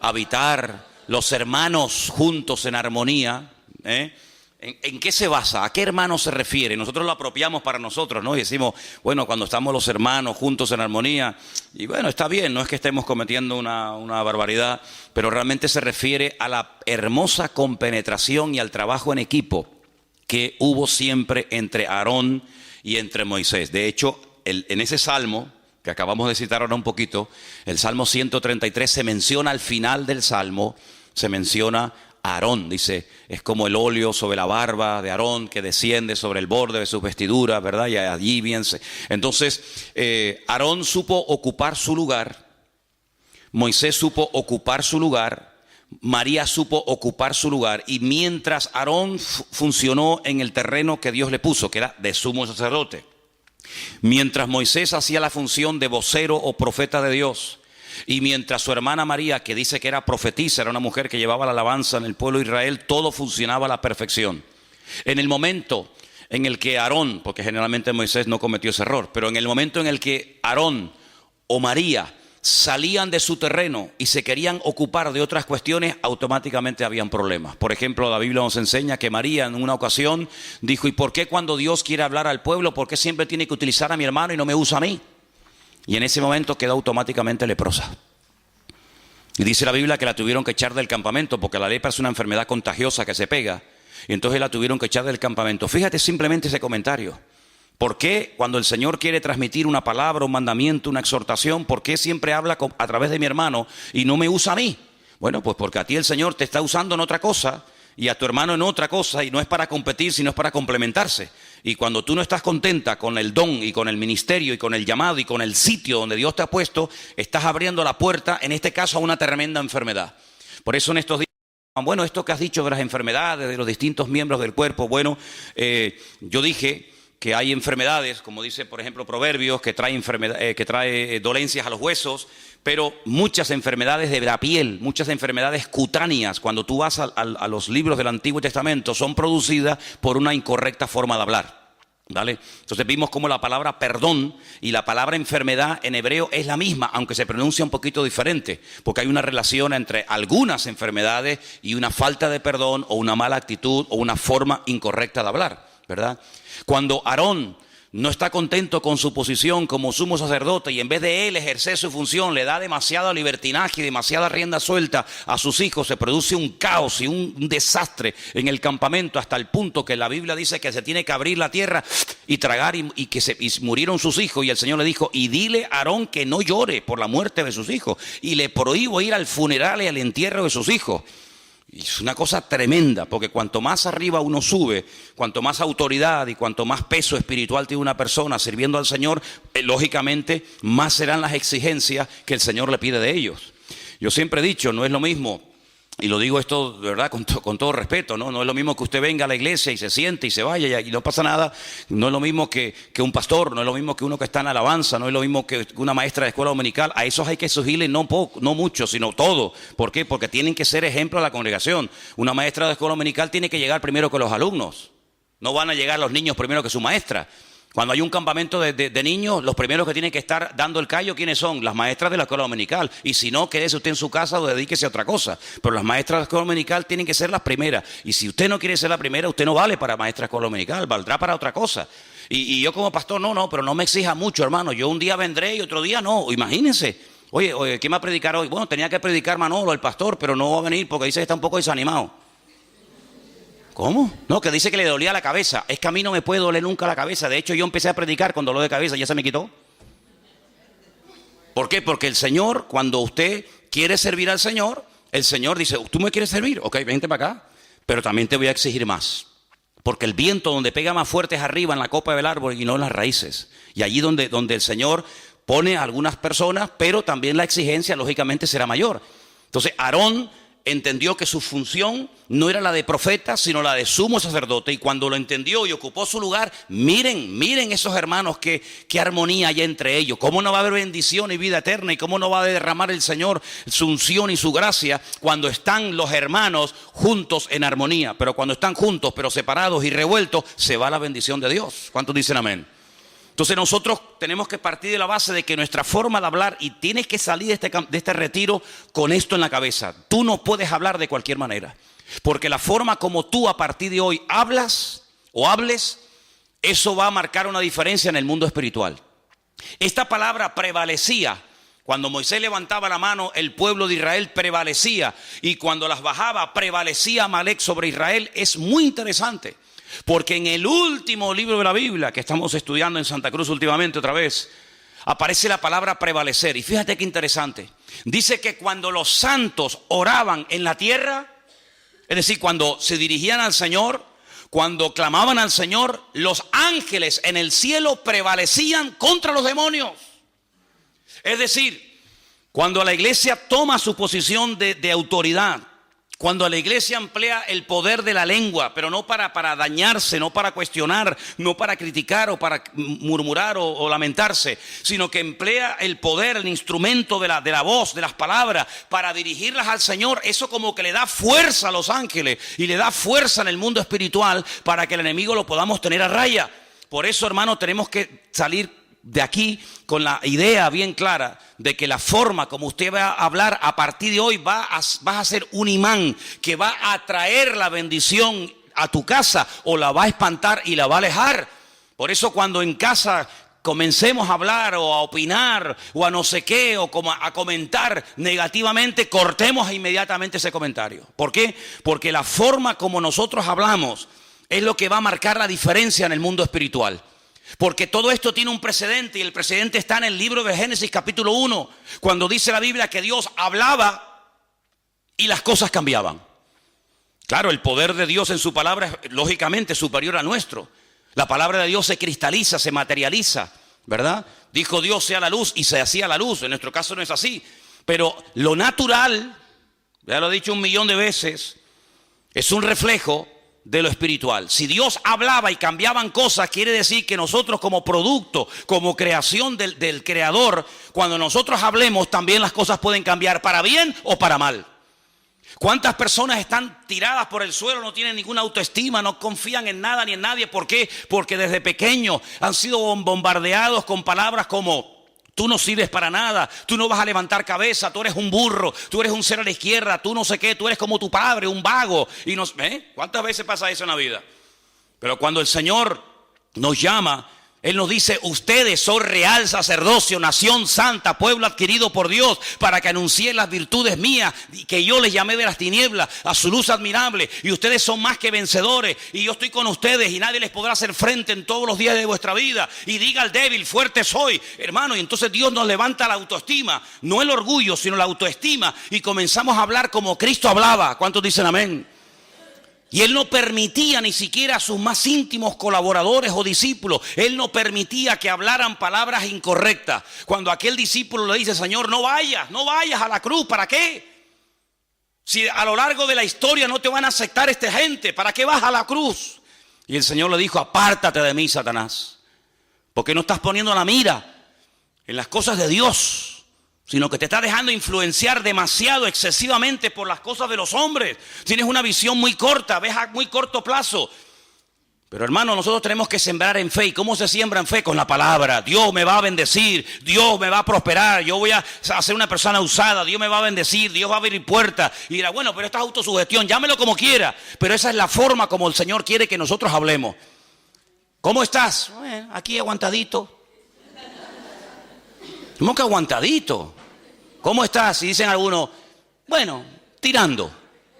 ¿Tirando qué? Piedra estás tirando. ¿Cómo estás? Bueno, aquí echando días para adelante. Sí, las expresiones son múltiples y variadas. Hay para todos los gustos y colores. ¿Cómo estás? En victoria. ¿Cómo estás? Bendecido. ¿Cómo estás? Triunfante y glorioso. ¿Por qué? Porque todo lo puedo en Cristo que me fortalece. ¿Cuántos dicen amén? Así como tenemos que hablar, hermanos. Así como tenemos que hablar, hombre. Gloria a Dios. Dejemos esas expresiones a los del mundo. Dejémoslos que ellos hablen así. Quieren hablar así, que hablen así. Así les va. En el rastro que tenemos en Santa Cruz hay un chico que todos los días viene y siempre le pregunto lo mismo. Ya sé la respuesta. Es como ¿cómo era? La erotesis. La erotesis, ¿qué era? Hacer una pregunta que ya sabe la respuesta. Esa figura de dicción. Le digo, ¿qué? ¿Cómo estás? Y yo dentro digo, aguantadito. Y al segundo dice, aquí aguantadito. Él siempre dice lo mismo. Vivíamos en un edificio en Santa Cruz hace años, ahí en la Rambla, y había un portero, el portero del bloque, y decía... ¿qué? No voy a decir el nombre porque a lo mejor lo conocen y vete entonces hay algún familiar del portero aquí, ¿no? Digo, ¿qué? ¿Cómo estamos? Y siempre decía, siempre lo mismo. Así me decía tú. Digo, siempre lo mismo. Nos fuimos del edificio, él sigue viviendo allí y te aseguro que han pasado, no sé, 100 años desde que me fui de allí. Y yo le pregunto hoy a este hombre, ¿cómo está? Y te aseguro que, mira, me juego un brazo de que me diría, siempre lo mismo. Ya, increíble, ¿cómo pues? Dios, que me aburro 2 veces haciendo la misma cosa, Dios mío. Yo que siempre tengo que estar haciendo algo, si no me aburro, ¿cómo voy a estar yo en un puesto de trabajo toda la vida? Siempre lo mismo, siempre lo mismo, siempre lo mismo, siempre lo mismo. Tío, qué vida más aburrida tienes, viejo. Qué sosa de vida eres, de verdad que no eres atractivo, aparte eres bajito, gordo, feo, encima siempre lo mismo. Ya, no hay por dónde me cogerte, viejo. ¿Me entiendes? El Señor está conmigo, Dios me va a bendecir, el Señor me bendice y tal. Claro que sí, hombre, claro que sí. Y esa es la forma como podemos hablar. Y el enemigo, cuando oye a un tipo hablando así, el enemigo dice, agüita con este, vamos para allá. Porque con este no me meto, claro. ¿Me entiendes? Y eso no tiene nada que ver con la edad, no tiene nada que ver con la cultura. No, es que los suecos somos así, los españoles. No, olvídate de eso, no, ni suecos, ni alemanes, ni vaina. Somos cristianos, somos hijos de Dios. Y como hijos de Dios, el diablo tiene que tenernos miedo a nosotros. Hay creyentes, yo no sé, aquí nosotros porque no nos hemos criado con ese ambiente, pero hay creyentes que cuando les conoces y hablas con ellos, de otras congregaciones sobre todo, pues siempre están, no, es que el diablo, no, es que el enemigo, es que yo digo, pero ¿cómo puedes vivir así? Siempre con miedo. El otro día estábamos poniendo el mural ese, por cierto, échenle un vistazo porque ahí hay fotografías del siglo XVIII. Ahí van a decir, Dios mío, dame discernimiento de espíritu porque no sé quién es este, ¿no? Y entonces resulta de que Juan, ¿dónde está Juan? Ahí está Juan. No sé cómo fue, yo pensaba, ven esos chorretes que hay por ahí del óxido de la canaleta. Pues dice, no, esto es de, ¿cómo me dijo? Del aceite o de no sé qué cosa. Digo, ¿cómo del aceite, Juan? Si esto es de la lluvia que cae arriba y está oxidada la canaleta, hay que cambiarla. Dice, no, esto es de aceite. Digo, ¿cómo? Digo, mira Y me dice, mira para acá. Y le digo, ay, mira. Mire lo que hay aquí. Además, fíjate, hace así. Una mano. ¿La ves? Yo digo, dice, no, hay aquí, hay allí, hay... Y entonces resulta de que en el cuarto de las... ¿Cómo es? En el cuarto donde duermen ustedes, las puertas son blancas, las puso unas puertas preciosas. Y el otro día estaba en la habitación, allí creo que estaba hablando con Margarita, y veo en la puerta una mano. Y yo dije, sin haber sabido todavía la explicación de la vaina esta, yo digo, esto fue uno que tenía la mano hedionda o sucia, perdón. Perdón, ya. Como estamos de retiro, tengo mentalidad de retiro en vez de pastor ahora mismo, ¿no? Y entonces le digo, esto fue uno que tenía la mano sucia y la puse aquí. Y ya me iba yo a buscar un trapo para limpiarle y me dice Juan, dice, no, es que aquí, cuando esto a veces lo prestamos o lo alquilamos a algunas iglesias y entonces resulta que no se les ocurrió otra cosa, por ahí hay más manos, ya verá, ahora van a ver manos por todos lados. Y dice, no, vinieron aquí unos hermanos y no se les ocurre otra cosa que meter las manos en aceite y ponerse por todas las paredes, ungiendo y bendiciendo las paredes. Y yo digo, ungiendo las paredes. ¿Cómo que ungiendo las paredes? Es como si yo voy a tu casa y le digo, hermana, ¿tiene un poquito de aceite de oliva? Sí. Venga a ungirle en la casa y te mancho todo el salón. Hermano, nosotros no podemos tener esas supersticiones. Yo me acuerdo, hace años había aquí un matrimonio en el Toscal, que fuimos un día a su casa y lo veo con un bote de aceite ungiendo la jaula del canario. Mi madre, no les digo mentiras, era verdad. Y le digo, ¿pero qué está haciendo? Y dice, no, es que el canario últimamente está haciendo unos ruidos raros. Digo, ¿estará fónico? ¿Habrá aprendido el cántico? Digo, ¿pero cómo va a ungir usted la jaula de un canario, hombre? Con lo caro que está el aceite, hombre. Entonces, hermano, vamos a ver, el aceite en la Biblia se utilizaba todo, pero mire, nosotros tenemos un Dios que nos cuida hasta cuando cerramos los ojos durante la noche. No es prueba evidente que cuando estoy dormido y no me entero de nada, el Señor me está guardando. Dice, el ángel del Señor acampa alrededor de los que le temen y los defiende. Por lo tanto, yo tengo que ir por la vida con la seguridad de que el Señor está a mi lado y que nadie podrá contra mí, a menos que el Señor se lo permita.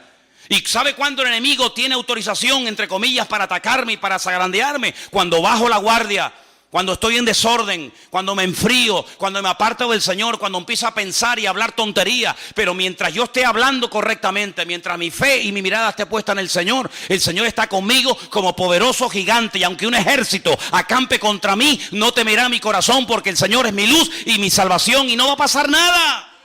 Porque esas son las promesas del Señor. Y tenemos que creer en las promesas del Señor, hermanos. Y no tener ningún temor. Hay una historia en la Biblia que yo la he leído y compartido infinidad de veces con ustedes. Y es esa historia cuando el profeta Eliseo está en una casa. Y resulta de que le dicen al enemigo, le dicen al ejército contrario, tú sabes por qué tú pierdes todas las batallas. Tú sabes por qué todas las estrategias te salen mal. Tú sabes por qué cuando vamos a atacar por un lado nos están esperando. Y cuando dice, bueno, pues ataquemos por el otro lado, nos están esperando. ¿Tú sabes por qué? Dice, no. Dice, porque en Israel hay un varón de Dios. Y lo que tú hablas en secreto, Dios se lo revela a él. Así que da igual si lo vas a atacar por la derecha, por la izquierda, por arriba, por abajo, de noche o de día. Todo te va a salir mal porque el Señor pelea con esa gente. Y este general o este rey dice, pues matemos a este hombre. Matemos a este hombre y se le acaba la fuente de información. Dice, vamos. Dice la Biblia que rodearon toda la casa del profeta Eliseo y no venían para contarle el cuento de Caperucita Roja, hermano.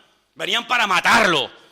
Y entonces Eliseo tenía un colaborador, un ayudante, llamado Giesi. Nombre más feo. Así se llamaba, Giesi. Y Giesi sale fuera y cuando levanta la mirada, vio toda la casa rodeada de soldados que venían a matarlos. Y se mete para adentro muerto de miedo y dices, de aquí no salimos. Estamos rodeados de enemigos. Este es el último día de nuestra vida. Y el profeta Eliseo sale afuera, mira así, dice, tranquilo, no te preocupes. Más son los que están con nosotros que los que vienen contra nosotros. Y ese que era un pedazo de carne, porque era carne, le dice, ¿quién está con nosotros? Si hasta el perro salió corriendo. ¿Quién está con nosotros? Dice, Señor, abre los ojos para que vea. Y dice que cuando el Señor le permitió ver con los ojos de la fe, dice que vio millones de ángeles, la gloria del Señor estaba rodeando la casa y le dijo, yo te lo dije, aunque tú no lo veas porque tu forma de hablar impide que la revelación de Dios venga a tu vida. Tú no te das cuenta que hay una protección sobre nosotros. Y no solamente hay una protección personal, sino mira ahora, Señor, en el nombre de nuestro Dios, del Dios de Abraham, el Dios de Isaac y el Dios de Jacob, haz justicia. Y todos los que venían contra ellos se quedaron ciegos. Y tuvo que ir a Eliseo y le dijo, ¿a quién vienen a buscar? Y dice, Eliseo, ven que yo les llevo. Y hace así, los llevó a todos y los sacó fuera de la ciudad. Y le dice, ahora abren los ojos y que se manden a mudar todos estos.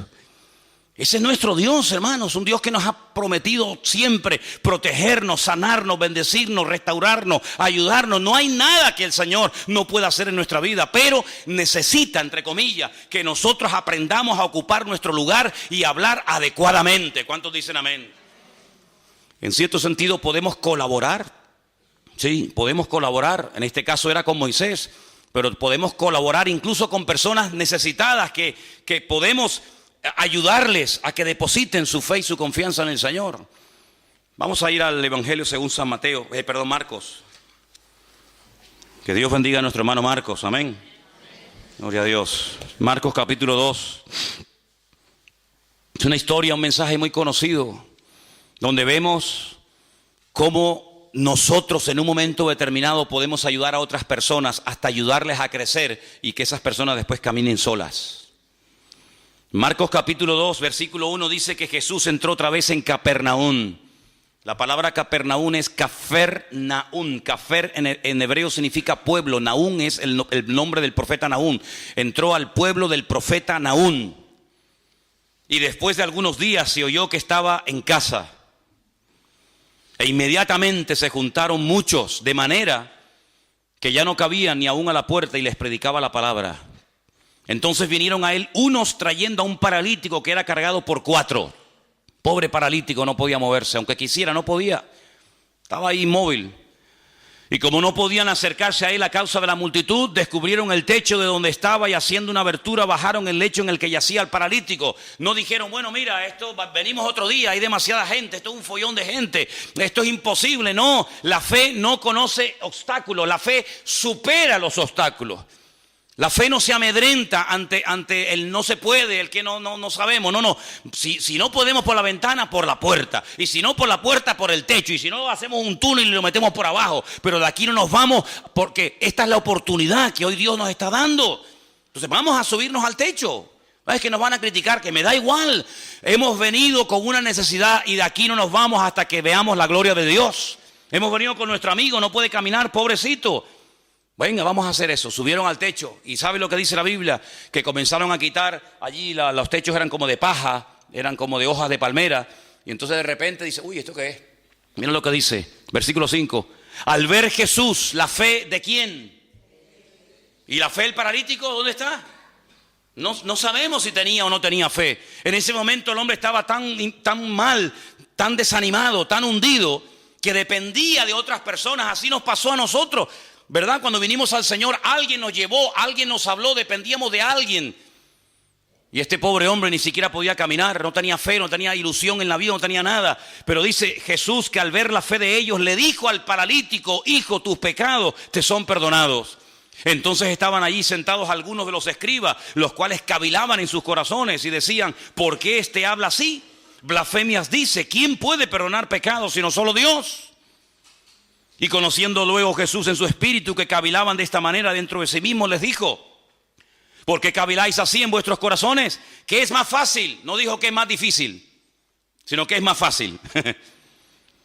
Le dijo al paralítico, ¿tus pecados te son perdonados? O levántate, toma tu lecho y anda. Si yo te pregunto a ti en esta mañana, ¿para ti qué es más fácil? ¿Decirle a una persona, te perdono tus pecados? O decirle al paralítico, levántate, toma tu lecho y camina. ¿Para ti qué sería más fácil? Claro, porque eso no cuesta nada, ¿no? Pero para el Señor no hay nada difícil. Él no emplea la palabra difícil. Dice que es más fácil. ¿Cómo que es más fácil? Sí, para mí es igual. Me da igual resucitar un muerto que calmar una tempestad, que echar fuera 2000 demonios, que levantar a un paralítico, me da igual. Para mí todo es fácil, yo no tengo ningún problema. Lo difícil lo ponen ustedes.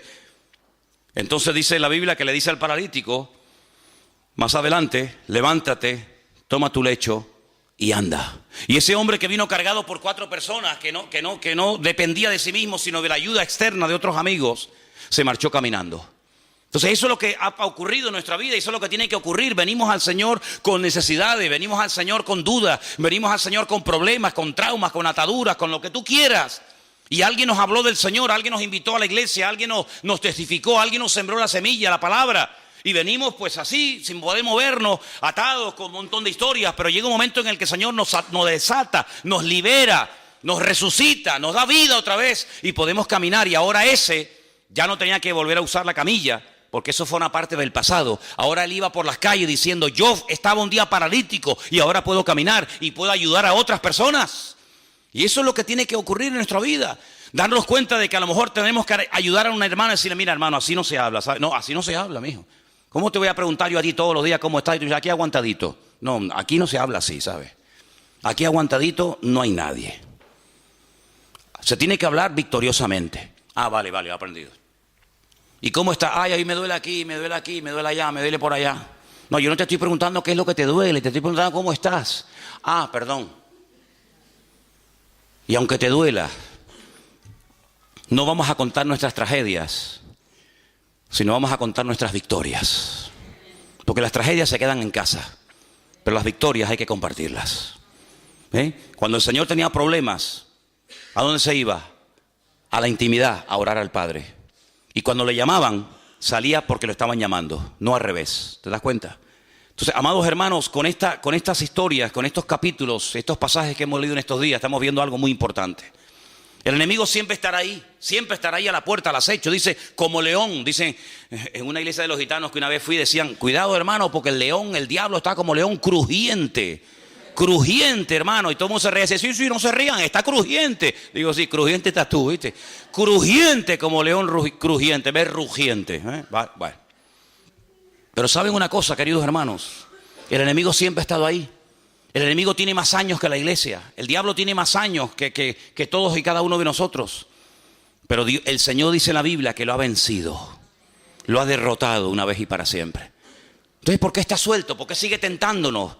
¿Por qué sigue complicándole la vida a las naciones? ¿Por qué sigue hurtando, matando y destruyendo? Porque es un condenado a muerte que está gozando temporalmente de libertad condicional. Estás condenado, pero te dejo un poquito de cuerda. Y como es un ser tan maligno y tan perverso que nunca va a cambiar, porque no quiere cambiar, todavía sigue haciendo de las suyas. Pero ya no tiene ningún poder ni tiene ninguna autoridad sobre tu vida. Es decir, que ahora el Señor dentro de ti y contigo te da la fuerza y la capacidad para decirle, ahí te quedas quieto y ya no me vas a molestar nunca más. Y a partir de ahora el que me vas a tener miedo eres tú a mí. Y ándate con ojo que te voy a dar una que te vas a enterar. Así de claro, amigo.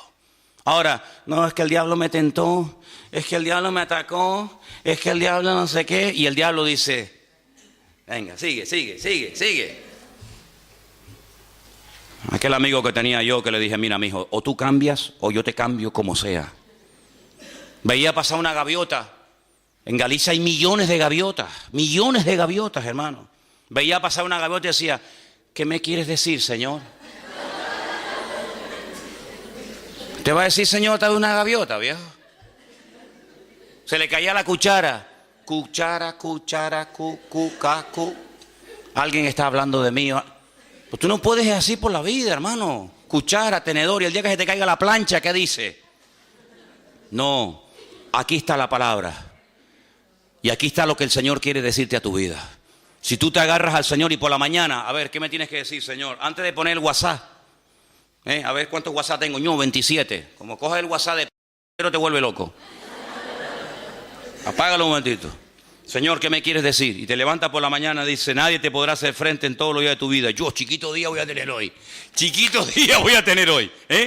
Te levantas por la mañana, no tengo trabajo, a ver, vamos a poder, no, podemos, se lió con el otro, no me interesa, acá vamos a poner aquí, el Señor y mi pastor, nada me faltará, gloria a Dios, hoy voy a tener un día victorioso. si tú te acostumbras a romper esos hábitos de miseria y comienzas a sembrar fe y comienzas a vivir en fe, vas a comenzar a vivir diferente. ¿Sabes por qué? Porque tienes un Dios diferente, tienes el Dios todopoderoso, el Señor de señores y el Rey de reyes. Y hoy no termina el retiro, hoy empieza. Hoy no termina, hoy empieza en tu vida el resultado de lo que aquí se ha enseñado. Porque de nada sirve haber estado aquí, gloria a Dios, aleluya, ¿verdad? Si después volvemos otra vez a igualar. No, hoy empieza el retiro. Para mí hoy termina. Yo ya hoy terminé, ya se acabó. Bueno, me queda todavía la de la tarde. Pero el retiro empieza hoy para ti. Cuando llegues a tu casa, tus hijos, tu esposa, tu marido, tus hermanos te tienen que oír hablar y vivir de una forma diferente. Porque el Señor nos va a llevar de victoria en victoria y de gloria en gloria. Pero te va a llevar si tú quieres ser llevado por ese camino. Vamos a orar en esta mañana, hermano. Cierra tus ojos donde estás. Bendito sea el Señor. Ahí donde tú estás, tienes hoy que decirle al Señor con tus propias palabras: yo hago pacto contigo, Señor. Yo me comprometo delante de ti, Señor, en esta mañana a hablar diferente, a comportarme de una forma diferente. Yo me comprometo, Señor, a partir de hoy a no quejarme, a no lamentarme, a darte gracias a Dios hasta por la almohada que uso para dormir, Señor. El poder estar aquí en esta mañana es un privilegio, pero es una responsabilidad también, porque el conocimiento nos compromete. Y también queremos aprovechar este momento, estamos todos aquí tranquilos y en oración, para orar por José Gregorio, Nuria, por el papá de José Gregorio que está en el hospital, nuestro hermano Nicasio, y también por Gabriela, que se encuentra ingresada desde el día de ayer. Queremos orar ahora por ella. Por favor, vamos a unirnos en oración. Vamos a orar. Pedir la bendición de Dios para estas vidas. Aleluya. Nuestra vida está en las manos de Dios. Y ni una hoja de un árbol se cae sin permiso del eterno Dios. Por lo tanto, todo lo cuanto acontece en nuestra vida, si le amamos y le obedecemos y vivimos en orden y en santidad, todo ayuda para bien. Todo. No tengo miedo ni a lo que viene, ni a lo que va, ni a lo que dicen, ni a lo que no dicen, porque el Señor tiene el control 100% de mi vida. Pero para que esto fluya, para que fluya la bendición, para que fluya el toque del Señor en mi vida, yo tengo que estar alineado 100% con Dios, en línea con Él, sin apartarme ni a diestra ni a siniestra. Y por eso en esta mañana nos unimos contigo, nos alineamos contigo, Señor. Y desde aquí bendecimos a Gabriela en el hospital ahora mismo, Señor. Sé tú con ella, Padre. Sé tú con ella, Padre. Que sienta tu presencia, tu caricia sobre su vida ahora mismo, Dios mío. Oramos por nuestro hermano Nicasio. Tócalo, Dios, allí en el hospital donde él se encuentra, Padre. Él te ha servido durante muchos años de su vida. Y pido que ahora, Señor, tú lo visites conforme a tu voluntad. Fortalece a la familia, a José Gregorio, a su esposa Nuria, su madre. Señor, los bendecimos a ellos y sabemos que querían estar con nosotros, las circunstancias lo han impedido, pero todo ayuda para bien, Señor. Aleluya. Y te pedimos, Señor, en esta mañana que cuando nos marchemos de aquí, nunca olvidemos que Amalek está a la puerta acechando, que es un enemigo que no tiene piedad. Es un enemigo que aprovecha la más mínima ocasión para complicarme la existencia. Pero lo hemos desenmascarado. Hemos descubierto que en la frialdad, en el distanciamiento, en la lujuria y en tantas y tantas áreas se siente fuerte. Pero no le vamos a dar lugar porque hemos descubierto que es un enemigo perverso. Hemos descubierto que Satanás se camufla y viene a veces a sembrar a una palabra que nos hace titubear. Pero cerramos las puertas en esta mañana, Señor, en el nombre poderoso de Jesús. Cerramos toda conversación, cerramos todo pensamiento, cerramos toda puerta que hayamos abierto en el pasado al pecado, a la mentira, a la lujuria, a la pornografía, a la droga, a la mentira, a la manipulación, al engaño, a la desobediencia. Cerramos toda puerta que nosotros abrimos porque usamos mal el poder de nuestra voluntad. Nuestro ego triunfó sobre la voluntad del Señor. Pero en esta mañana reconocemos que así como abrimos esa puerta, también la podemos cerrar. Cerramos la puerta al miedo, a la superstición. Cerramos la puerta, Dios mío, como dice tu palabra, a la adivinación. Cerramos tu puerta, Dios mío, a ese espíritu de que todo es casual, de que no hay propósito, sentido ni razón. Cerramos toda puerta al enemigo en el nombre de Jesús. Y nos declaramos en esta mañana ese pueblo santo, ese pueblo escogido, ese pueblo llamado y lavado por la sangre de Cristo, para marcar una diferencia en este mundo, Señor. Señor, sabemos que en estos días este lugar ha sido una especie de oasis, donde ha habido palabra, donde ha habido presencia, donde ha habido renuevo. Sabemos que volvemos a nuestras casas, volvemos a nuestros barrios, volvemos a nuestras ciudades donde hay lujuria, perversión, libertinaje y carnalidad y tantas barbaridades. Pero nosotros no nos vamos a dejar afectar por el ambiente, porque, Señor, tu palabra nos dice que tú estás con nosotros y ellos tendrán que convertirse a ti y no nosotros a ellos. Renunciamos a todo deseo, a toda inclinación de la carne a pecar. Renunciamos en el nombre de Jesús a todo deseo de volver atrás, como la mujer de Lot, que quiso mirar atrás mientras huía y quedó petrificada, inservible para nada. Nosotros no queremos ser gente petrificada, gente religiosa, gente que sabe pero no vive, gente que conoce pero no practica. No, Señor, renunciamos a esa doble moral, a esa doble vida. Y en el nombre de Jesús declaramos la victoria de nuestro Señor. Tú eres el derrotado, tú eres el vencido, tú eres el que ha sido humillado.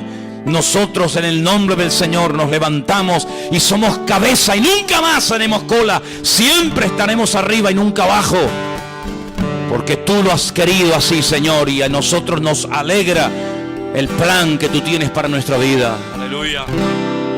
Toda la gloria sea para nuestro Dios. Santo es el Señor, eterno nuestro Dios. Aleluya, bendito seas. Santo, santo eres tú, Señor. Toma la mano de la persona que está a tu lado. Vamos a orar en esta mañana los unos por los otros, ¿sí? Vamos a orar los unos por los otros, ministrarnos, bendecirnos. Ora por ese hermano, por esa familia.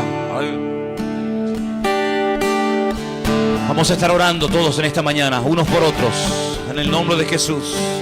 Derrama bendición, Señor, en este lugar. Derrama bendición sobre tu iglesia, Dios mío. Aleluya, aleluya. Sí, Señor. Sí, Señor. Oramos todos esta mañana delante del trono de la gracia. Oh, Cristo Jesús, santo, santo.